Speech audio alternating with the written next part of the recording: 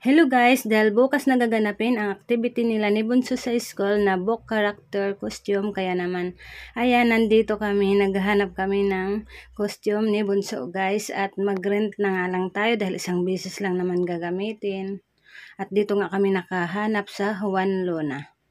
At ito nga guys yung mga costume nila, no? At nakapili na nga si Bunso, kaya yan. Babayaran lang natin. 500 ang bayad guys pag mag-rent ka dito sa kanila. Maraming pagpipilian. Kaya yan, dito na lang kami no, kaysa naman bibili pa, isang beses lang naman gagamitin. Kaya yan guys, dahil nakapili na tayo, kaya pauwi na kami. Morning guys! Ito guys, hinatid lang namin si Bunso dahil maaga ang kanyang pasok. Ayan na, suot na niya ang kanyang costume.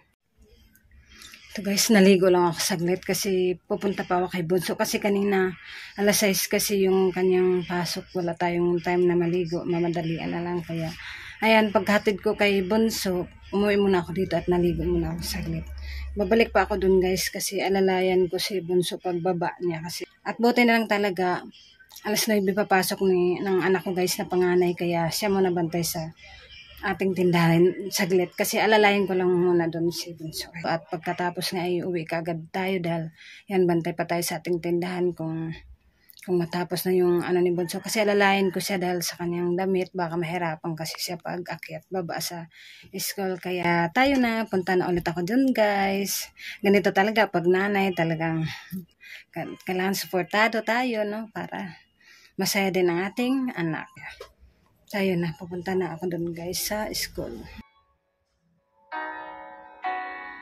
sure if you know this, but when we first met, I got so nervous I couldn't speak.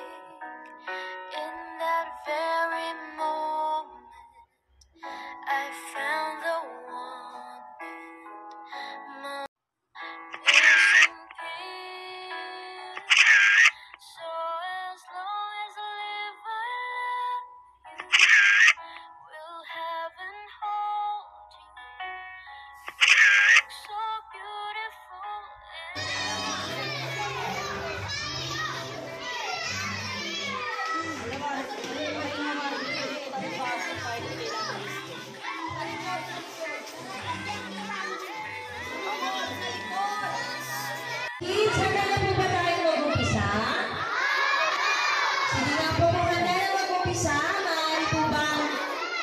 ayusin ang pila po, maayos, tignan ang nasa harapan.